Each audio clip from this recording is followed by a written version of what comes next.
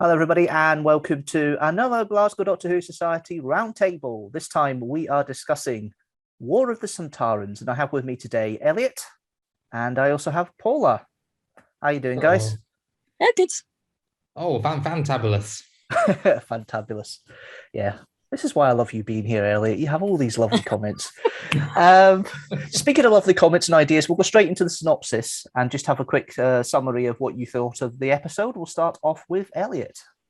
All right. I really enjoyed it. Generally, really enjoyed it. I think the Chibnall era really kind of just nails anything in a historical setting. And I say, I actually think probably the most enjoyable Sontaran stories ever.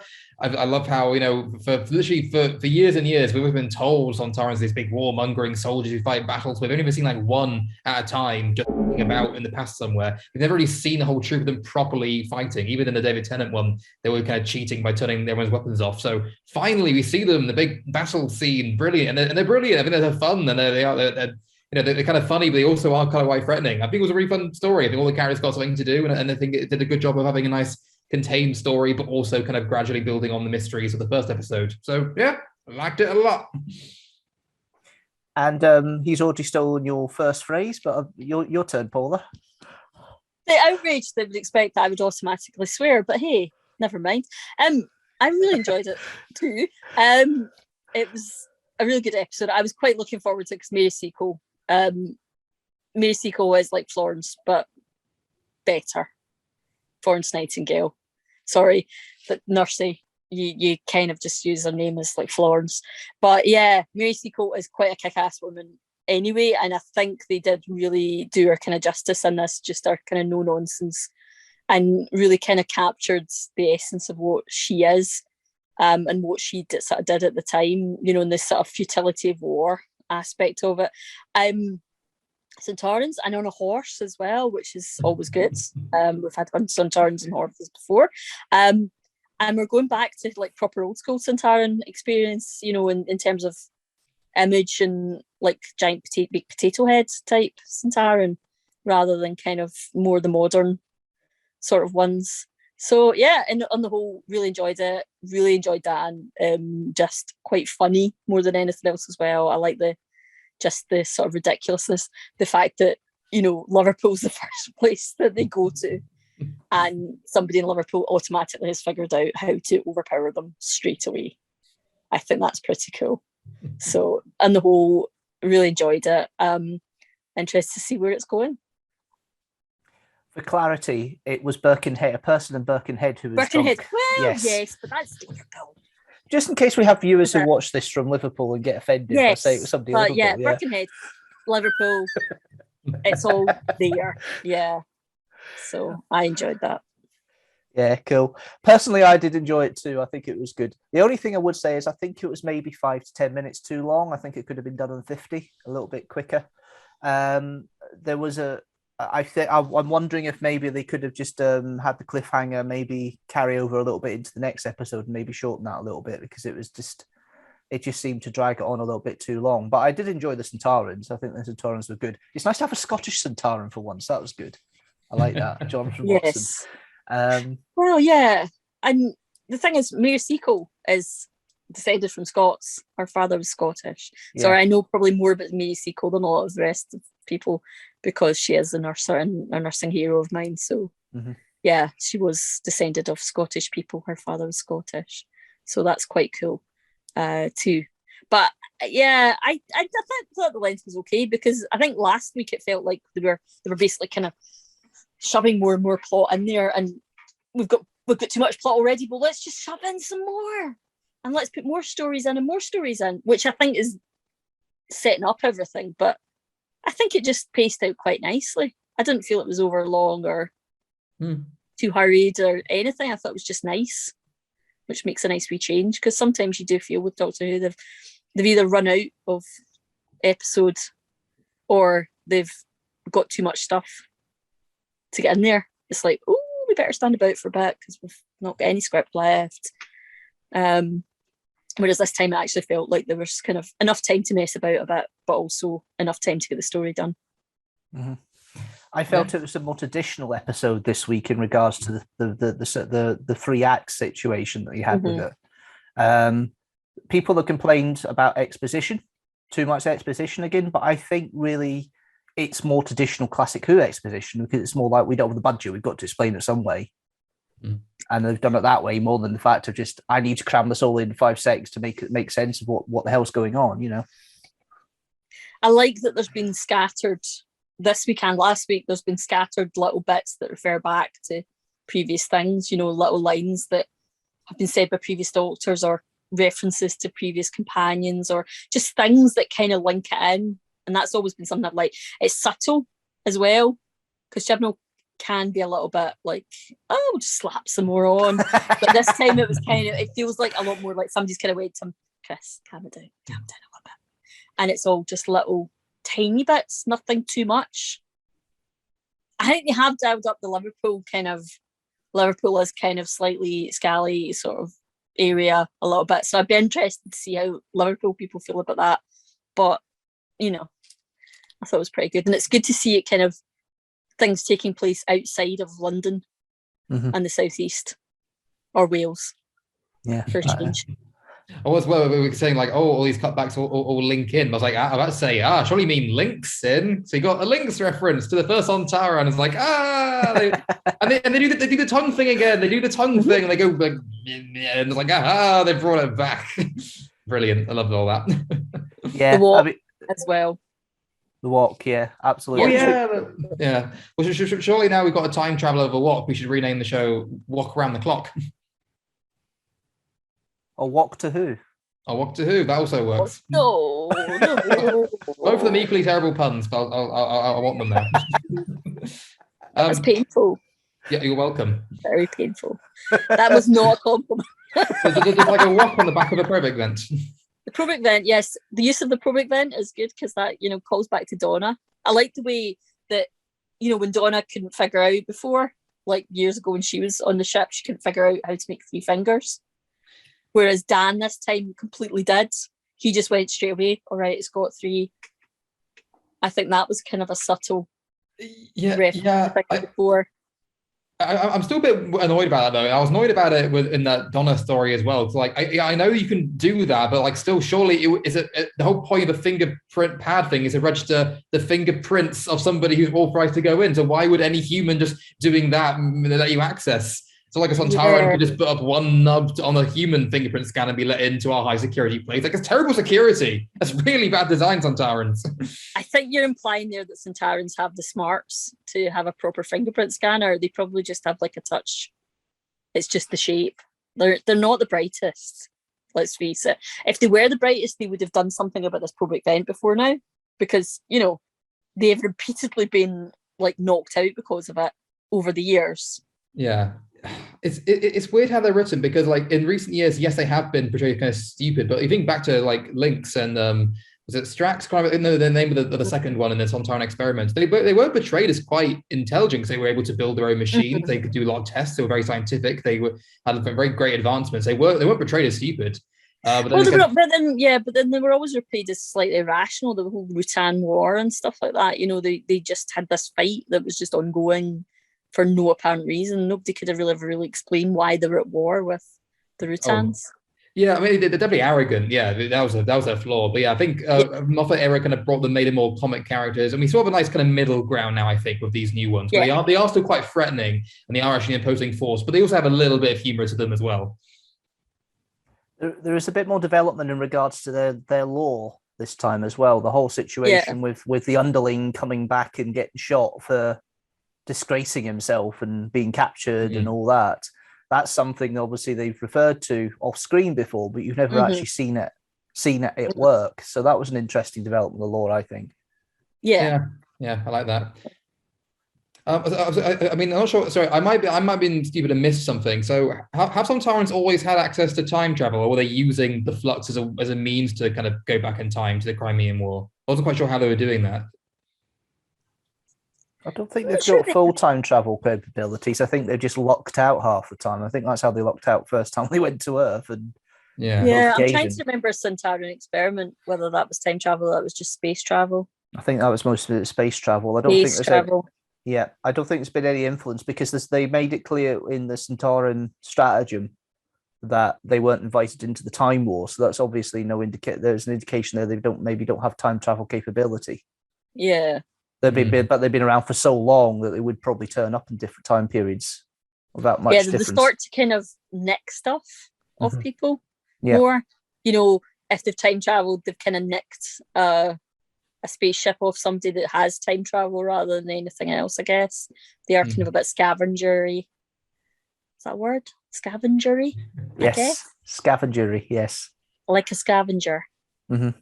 Yes. Yeah. So, that's why I would have thought that if they did time travel, it would be because they've stolen something.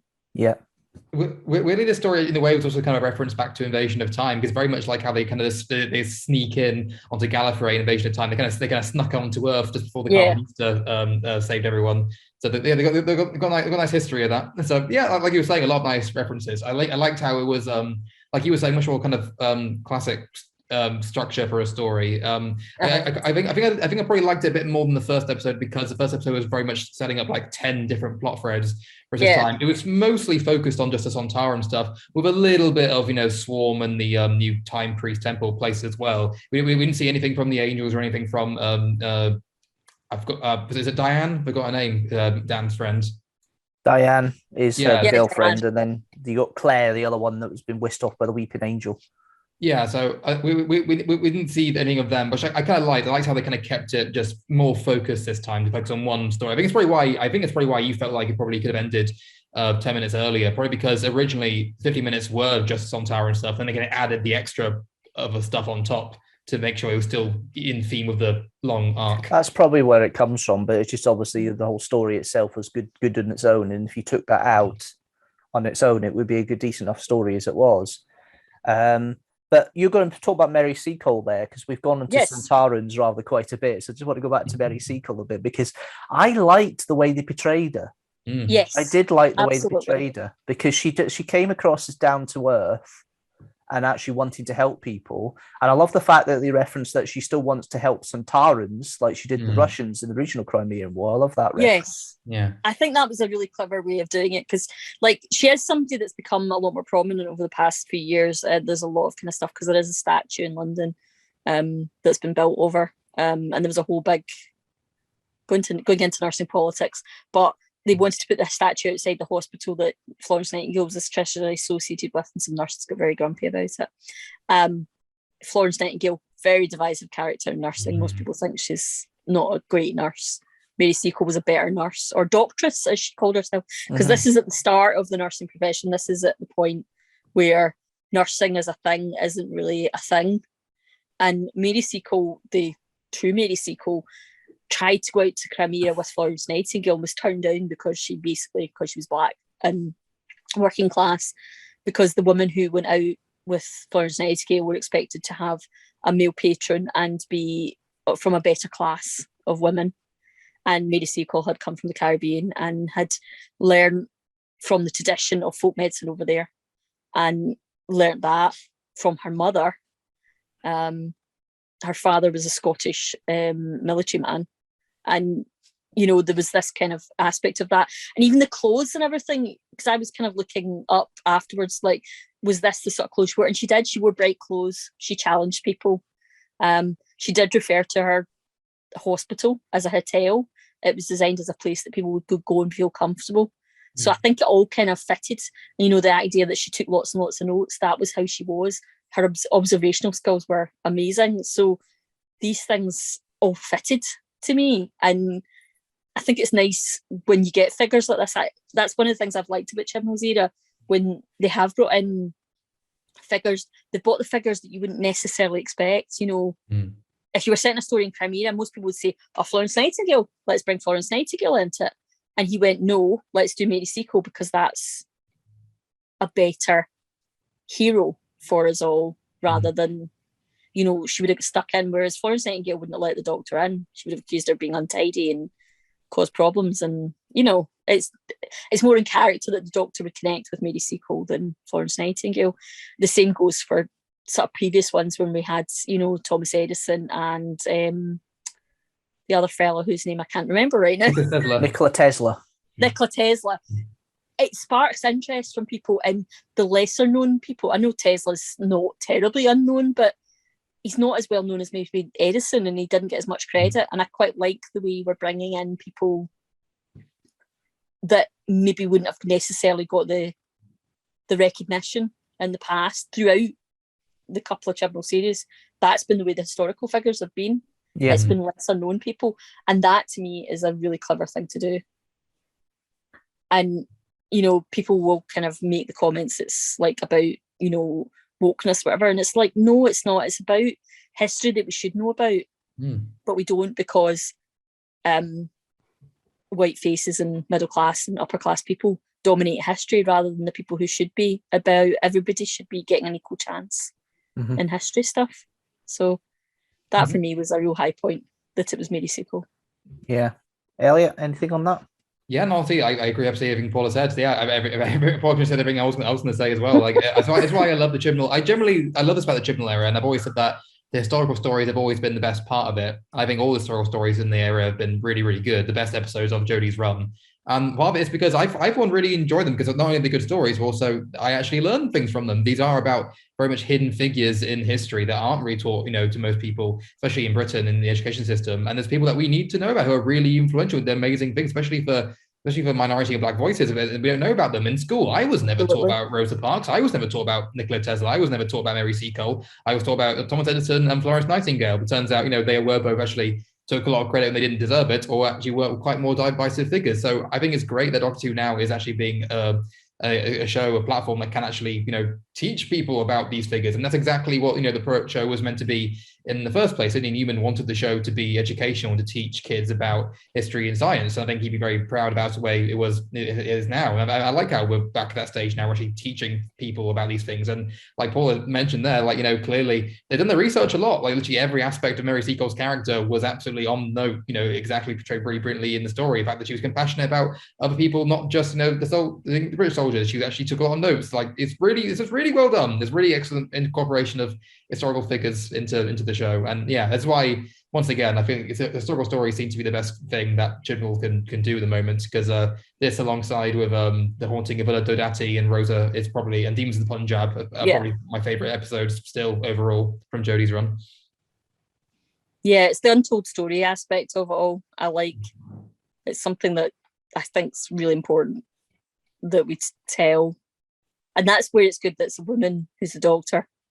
And you know, there was that there still is that slight implication. You know, even Mary Seacole says to her, "Doctor, is that not the wrong term? That should be Doctress." You know, there's a lack of recognition there. You know, he doesn't ignore the fact that the Doctor's changed sex, and it's not everybody. You know, when you saw it in the Witches from Aware, where, you know, King James was like, "You can't be in charge. You're a woman." You know, that's quite a cool aspect of Chibnall's area I've liked about it. You know, I think we all can find faults in these things, but it's quite nice to actually see the positives, and there are a lot of positives to see generally in this episode. Just very quickly, in regards to the situation of representation and the fact the Doctor being a woman and not being recognised as a figure of authority, you get that with Logan as well. Yeah. In this episode, when she has the parley with Skak, he comes in and says, "Oh, you've got nothing here. I'm in charge." You know, obviously we know he's a coward, but that kind of diminishes the Doctor's power that the Doctor expects, because he's coming in. And she also used that to her advantage when she was trying to lure the Sontarans into a parley. Yeah, I love that. The Doctor is. Yeah.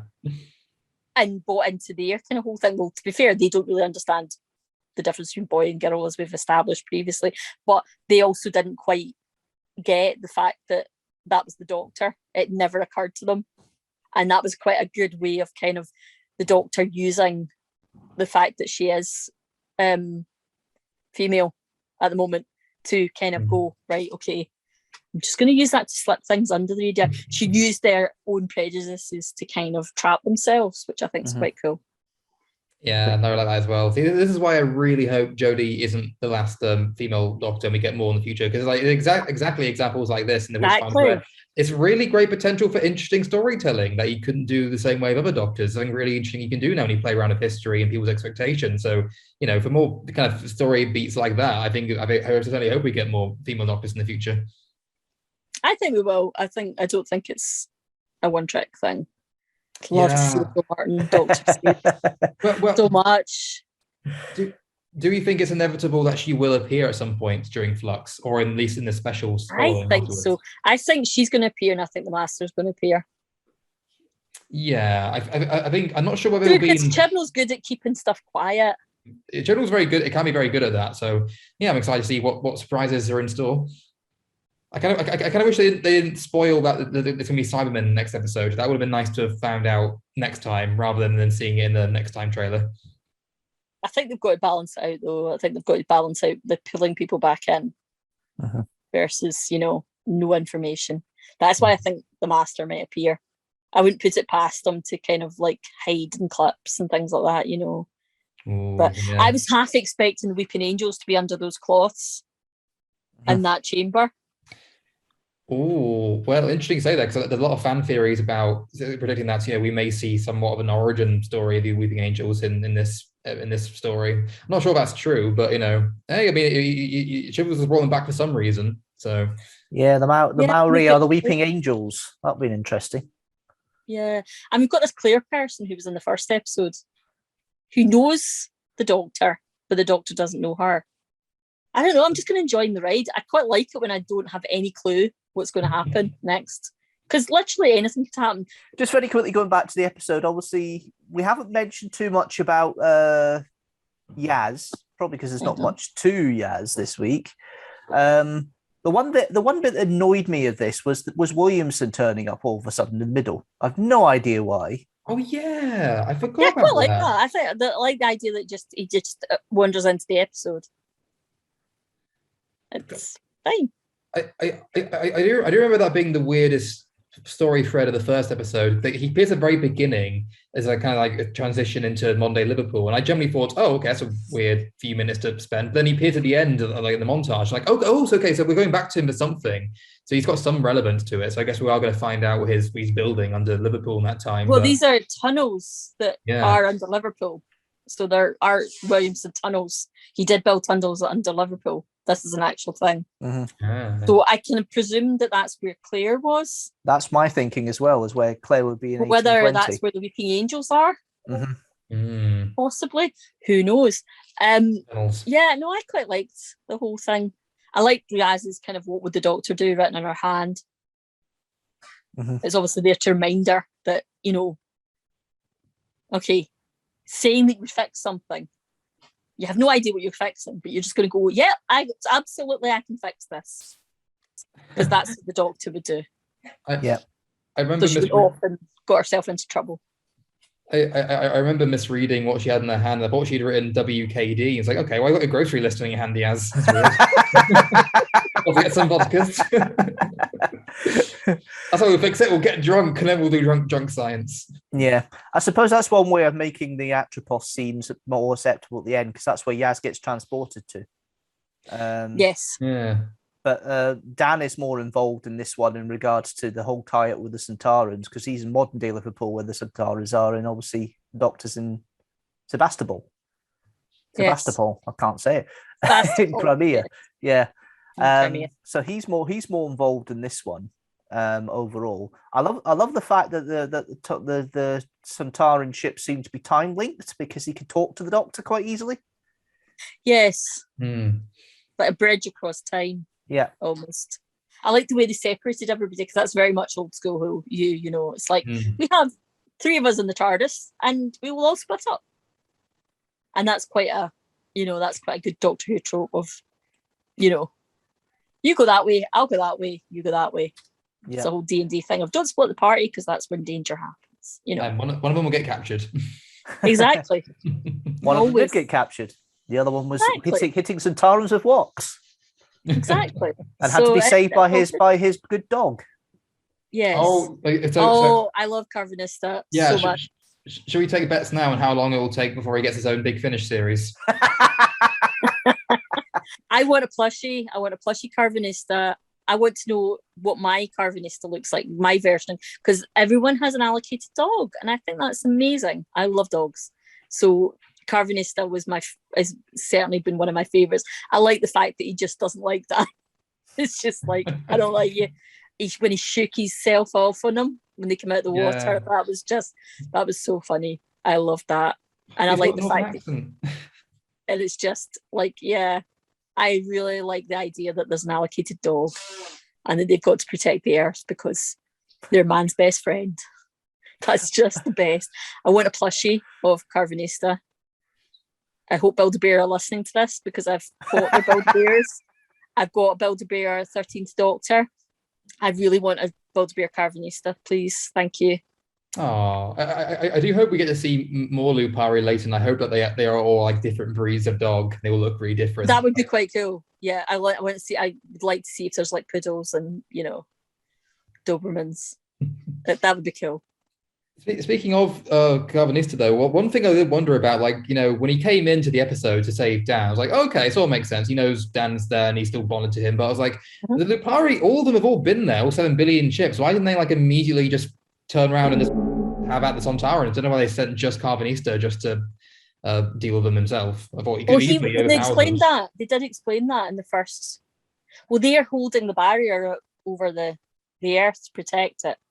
Oh, is the flux still going on then?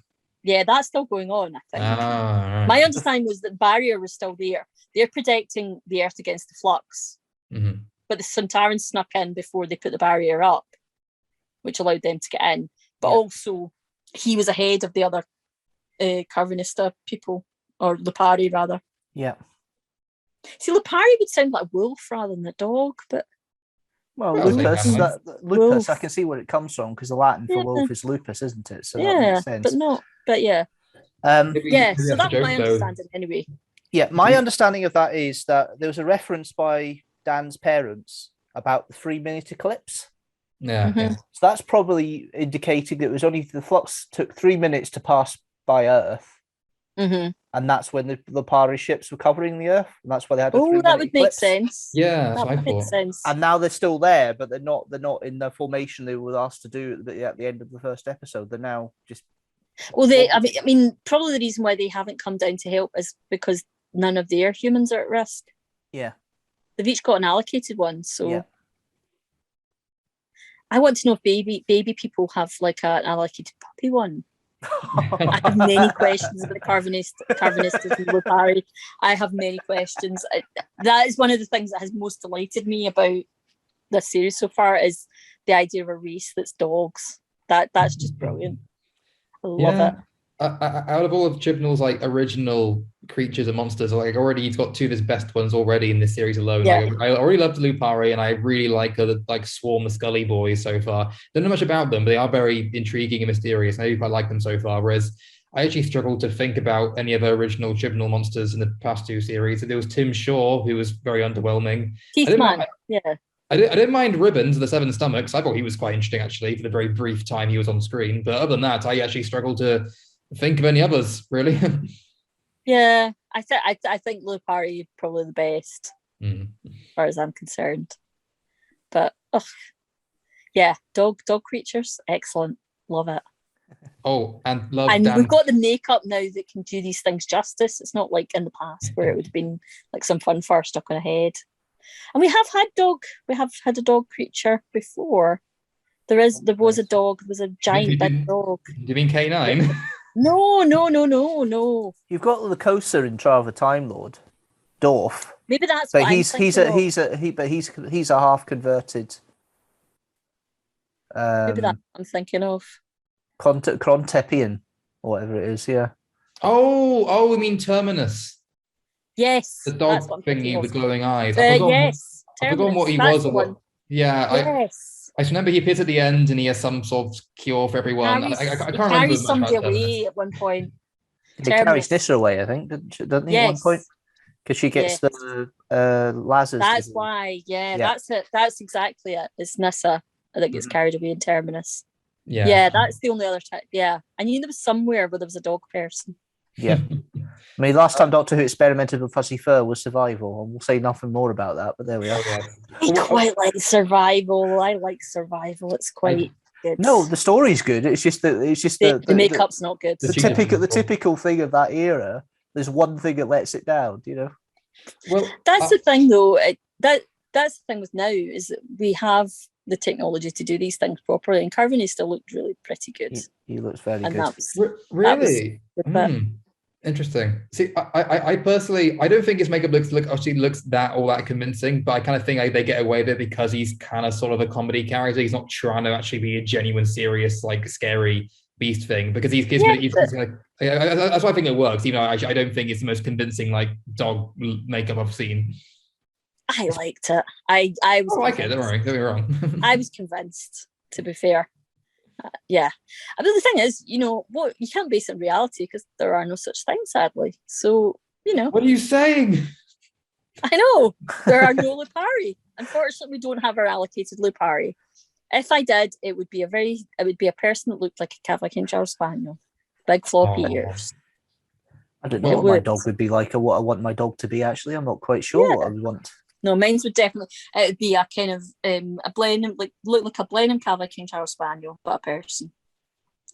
I think Barry would get a nice beagle. I can see that.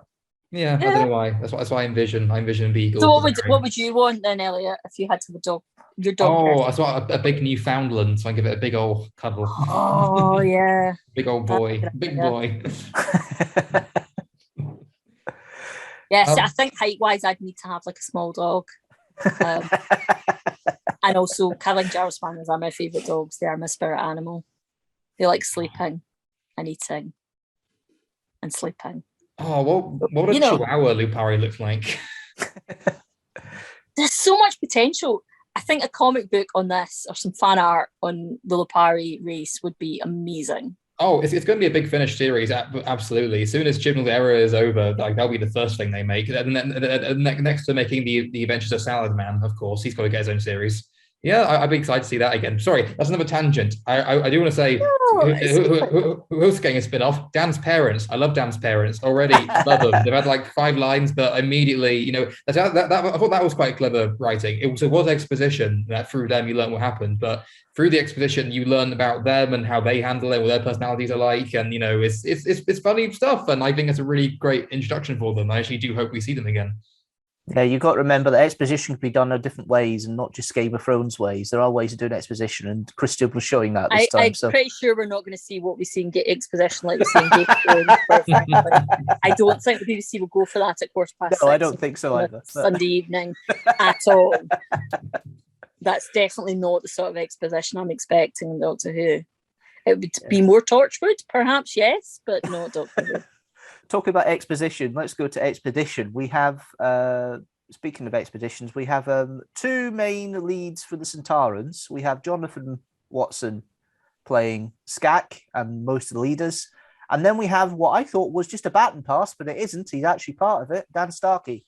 Yeah, I think this makes Dan Starkey the only actor, I believe, to play different characters in all 3 eras of modern Who. Yeah, but the great thing about Sontarans is he can, because they're all clones. So... It doesn't. Well, this is the thing. Since day one, I've always said like, oh, they're a clone race, but I swear half the time they say they look identical when they actually don't. Like when Sarah sees Sontaran experiment once, like, oh, you're identical to Lynx, like, but he's not though. He's got a white grey head, and Lynx was darker, and they look very different, and they're identical, but they're not though. And like even Dan Starkey doesn't looks different to the Skak, so I don't quite get it, the logic of this clone race thing sometimes. Yeah. I think it's great that the shorter actors get an opportunity to play things in Doctor Who, because you have to be tall to be a Cyberman. Yeah. Be short and be a Sontaran. Well, they've changed size, haven't they? Because like in the 2 Doctors, they're massive. They're really tall. Yeah, that's totally weird. That's totally weird. I'm not sure. I'm not sure what's best for them. But I think a nice middle ground here. I feel like Skak and. I've got the other one's name, but I think they were a very intimidating look, and I think it looks really suits them. I do miss Christopher Ryan as a Sontaran. It was a missed opportunity to not call him Mike the Cool Sontaran. Yeah. Mind you, you sounded like Kiv, the cool Sontaran, to me. It's the same voice he did for Lord Kiv in Trial of the Time Lord. Yeah, I keep forgetting that. So weird, like it's classic actors who've been in both classic and modern series, different characters. Yeah. But Dan Starkey's the go-to man for Sontarans now. That's been established. Yeah. Just like Nick Briggs is the go-to voice for the Cybermen and the Daleks. So Yeah, it would have seemed rude not to have him playing a Sontaran. You're bringing back the Sontarans, and he has been the Sontarans recently, so it seems rude not to. yeah, but he's never played a commander. He's always played an underling Sontaran throughout the whole thing. Motion. Yeah. That's true. Yeah. But yeah, with Sontarans, I think this is another tick in the box of like another reason why I generally enjoy a lot of things about the Chibnall era. Two things I think they get right consistently is like, once again, historical stories, when they do them very well. All of them I think are the best ones they've done.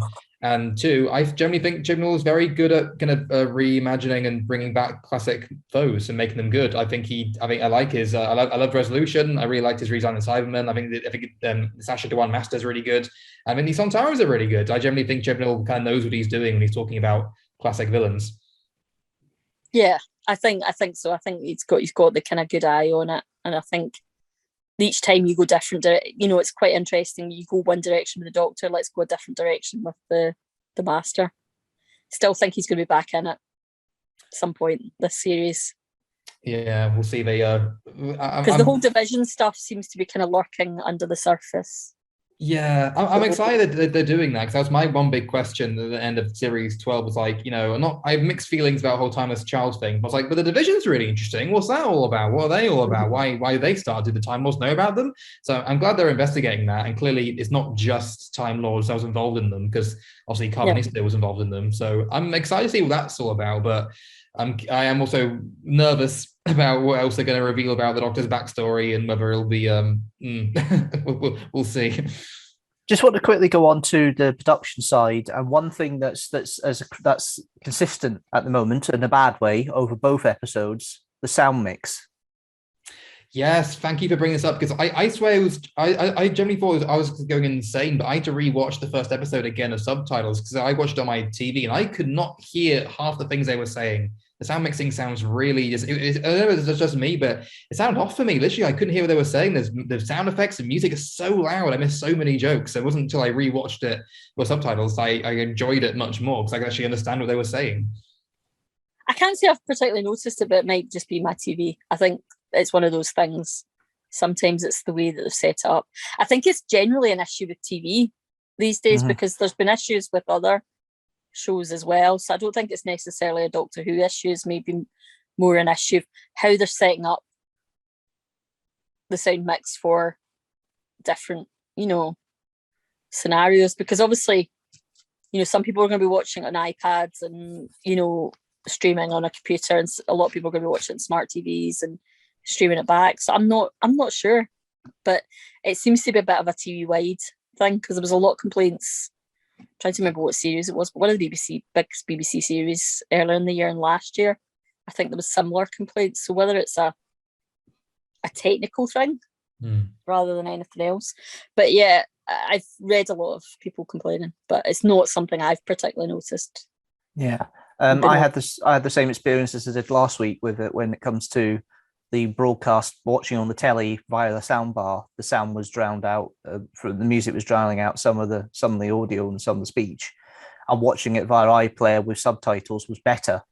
The sound mix was better on iPlayer with headphones than without, We don't have a sound bar, so whether it's that possibly it out, I don't know.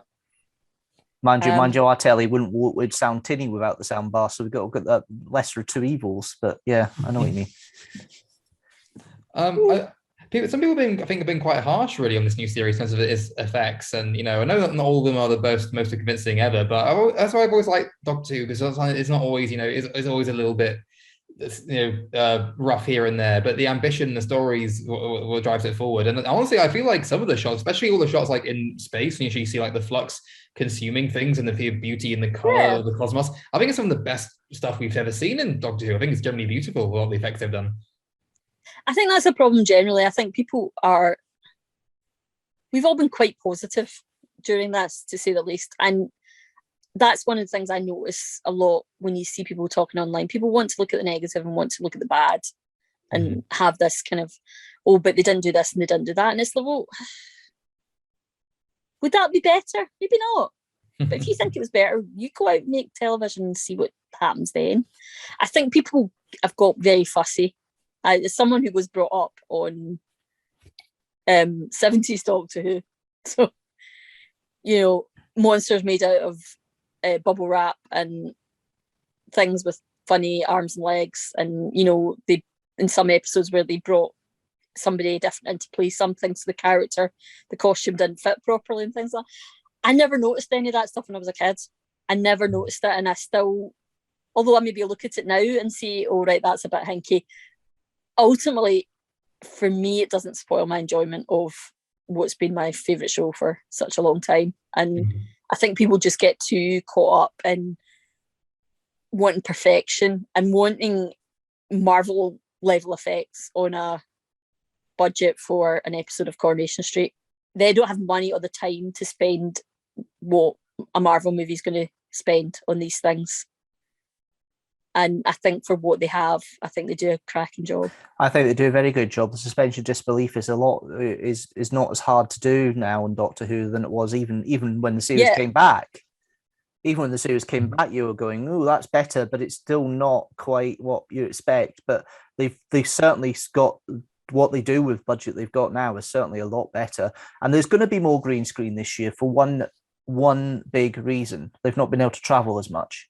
So they exactly do a lot more green screen. So you're going to expect to see green screen. So if you take that out of your head, then you'll be able to enjoy it a lot better. Have you got any closing points, you guys, in regards to the episode overall? Anything we've not talked about or missed? Well, we kind of briefly touched upon Yaz, didn't we? And I mean, I'm liking Yaz a lot. I like how clearly spent a lot of time in between Revolution of the Daleks and this story where Yaz has become much more confident and learned a lot more, done much more with the Doctor. And I kind of like how she was the one to kind of meet Dan first and introduce him to the TARDIS, introduce him to everything else. And she's like, you know, being the experienced companion, showing him the ropes. And I like she's become more authoritative and assertive, which is good. I'm very curious how they're going to kind of investigate sort of the 13th Doctor kind of toxic kind of traits with her, because clearly she's getting continually frustrated that she's not being let into her thoughts and her life, and she wants to be really good friends with her, but she's not really letting her in. And the 13th Doctor does kind of use her kind of happy-go-lucky exterior as like a front to kind of hide the fact that she is kind of quite manipulative. She reminds me a lot of the 7th Doctor in many ways. Especially when she kind of told Yaz all these kind of flibbery jubbly, right, you go over there, go buy a watch, I haven't got a watch, off you go, bye, as a front to kind of get her away so she could then confront Carvanista. And I know like there's been some parts of criticism for her Doctor, especially with the whole kind of Graham cancer talk, but that's been discussed enough at this point. But I don't know, I think it's interesting how they're kind of investigating that relationship, and I'm curious as to whether it might be Yaz's kind of downfall to kind of keep seeking for a relationship she can't ever truly have with the Doctor. Yeah, I see where you're coming from with that, and I understand what you're talking about the 7th Doctor trait. So it's very much a feeling that this time round that the Doctor is going back to that manipulative side because that's the only way they feel they can get things done. And that is coming through a bit more in this story, in this series, than it had been previously. I think when they had Graham and Ryan there was a bit more scope to let them take the lead a little bit in some situations. Now she's on her own. She's got to try other traits. You know, now it's just a 2-woman team. They've got to try other traits, if you know what I'm saying. Yeah. My main thing is I'm thinking about the TARDIS, worried about the TARDIS. What the hell's going on there? The door moving about, the stuff coming out. It's leaking. Leaking. It was clearly not happy, and the cloister bell keeps going off. Yeah. When they're in Sebastopol, the door disappears. Yeah. It wouldn't let her in. The TARDIS was protecting itself. Whether it's protecting the Doctor, it's kind of that thing of it's the kind of fourth companion. It's the kind of sentient thing. You know it's sentient because we've seen it turn into a person. We know that the TARDIS reacts against people in situations. So what's going on here that's affecting the TARDIS? I kind of wonder if it is kind of the whole multiverse thing. I think it's the whole Flux situation and the Temple of Atropos that they've just gone to and all that is relating to it. They've kind of alluded to that already. But the whole fact that the TARDIS has effectively been been more of a character in Doctor Who through the whole of Jodie's era than it was It's more since a the kind of Doctor's thing. wife, because Yeah, it became a machine that travels across the universe again after the Doctor's wife, and it's really only in Jodie's era that the TARDIS is actually be seen as a person again or an entity yeah. again. There was because there was the whole thing before where Jack wasn't allowed to come in and that sort of thing, and the TARDIS hasn't been happy with River Song. There was a bit of a kind of thing as well, where she reacted. I think it's quite an interesting sort of way of kind of looking at things. I think it's also maybe a hint of the fact that things are going to change. There's almost like a thing of, up to regeneration where the TARDIS can go a bit messed up. The 10th Doctor's TARDIS basically exploded. But maybe the TARDIS is still off with the Doctor blowing up the console room again in this regeneration. Like he did 2 regenerations before. Maybe. Yeah, I can see that. You keep hurting me. I'm hating you now. I think the idea is that the TARDIS is a living being. It's quite I think it's quite a good way to think about it. And the TARDIS sometimes just doesn't want to land somewhere because clearly the TARDIS is like, it's not a good place to be. No. And I think that's maybe the way that the TARDIS is reacting right now. It's almost like the time pressures or whatever is causing an issue. Yeah, I want to know if there's any resolution to when the Doctor kind of bashed the console, made the time vortex kind of go into the flux or not. Because I know there's like a last-ditch attempt to escape, but it didn't work.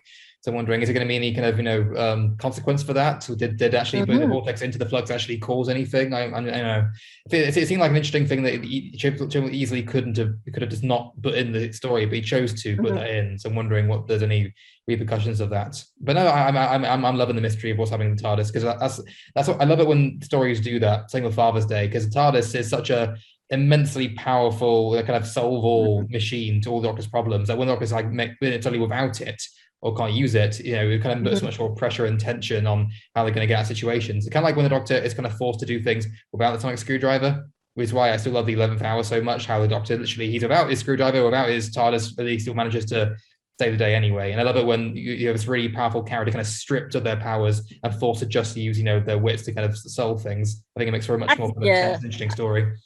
I think it's quite interesting to see the Doctor without those things, because I think it does kind of forces the person who's writing it to kind of think a bit more and not just rely on the sonic screwdriver. And I think they have pulled away a bit from the sonic screwdriver this time, because you've seen it, but it's not like it's really solved anything so far.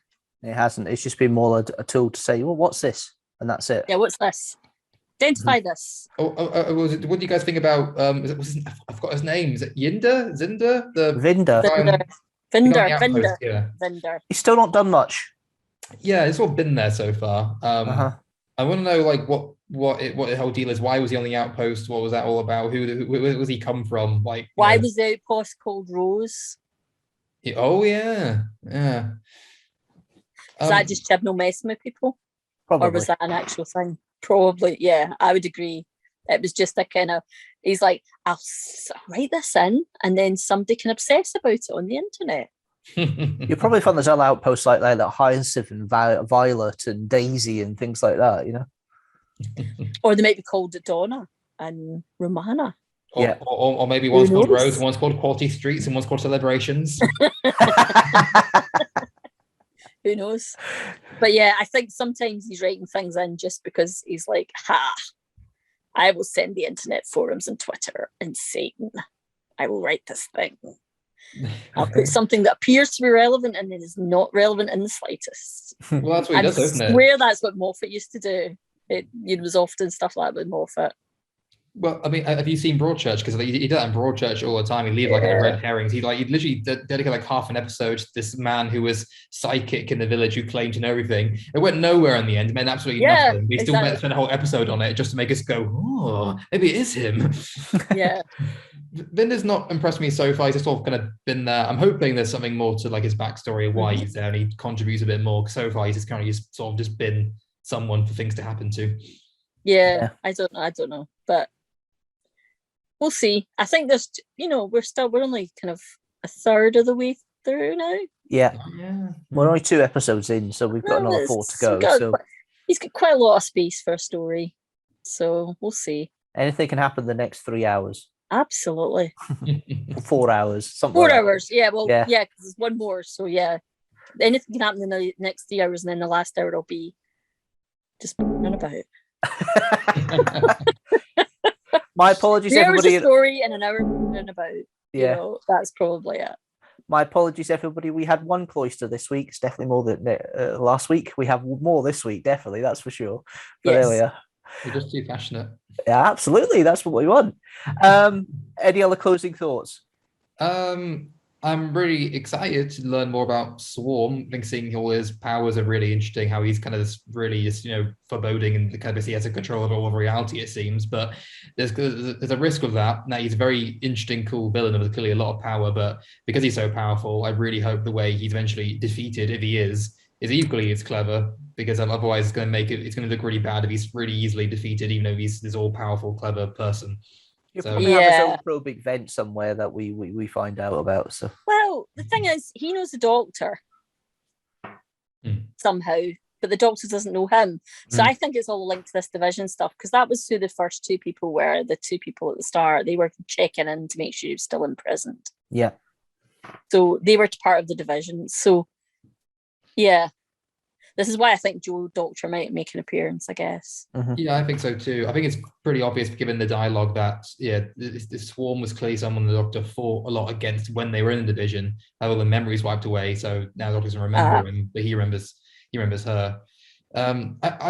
Okay, there's another thing where I wasn't sure whether the sound mixing just messed me up or not. Did it explain like how he got out of his imprisonment? Because it just seems that they arrived to look at him, and the power just failed just because. Is that because the flux caused it to fail? I can't recall. No, I'm not sure. Because it looked like he just escaped somehow, and he kind of absorbs the one of the guards. So I was like, was there a bit of dialogue that explained how he did that, or was that just? I don't know whether he gradually worked part of himself free, and then they made a mistake and he got out. It wasn't quite clear to me, if I'm being honest. It wasn't the clearest thing, but maybe somebody out there will be able to tell us. You know what to do. Comment down below. Do the usual stuff. It's hard with this thing. So it's hard to know whether like what things are potentially problems because are things they just didn't explain very well, or we're just stupid and we'll have to wait for the next episode to tell us how it all happened. It's hard to get a full opinion on things until you know the full story. Well, exactly. Always tricky, but that's see what happens. I'm sure it'll all be explained. Chris Chibnall never lets us down, surely. No? No, never done that. But hey, I guess for kind of closing thoughts, Sontaran on the horse, 10 out of 10. Loved it. I want a Carvanista plushie. That's what I think. And I would say it was 10 out of 10 as well. Well, maybe 9, actually. Okay, yeah. Until I get a Carvanista plushie, then you'll get 10, Chibnall. Carvanista plushie, thank you very much. I never give full marks for anything because I'm that sort of person. So 9 out of 10 for me, I think, to be fair. But yeah, this has been a good wee chat. Thank you, Paula. Thank you, Elliot, for joining in today. Leave a comment down below. Tell us what you think about the episode, as always. You can see the playlist of all the other reactions up there and all the roundtable discussions. And if you like this, don't forget to like it, share it, do all the usual stuff, and hit that subscribe button. What do we do, Elliot? Don't forget to click below and subscribe to the official Doctor Who Glasgow Society YouTube channel. Ah, yeah, Glasgow Doctor Who Society. But yeah, you're just about there. Well, you I had the right words, not the right order. And on that very Eric Morecambe bombshell, I'll leave it there. Thanks, guys, for watching, and we'll see you next week. Cheers.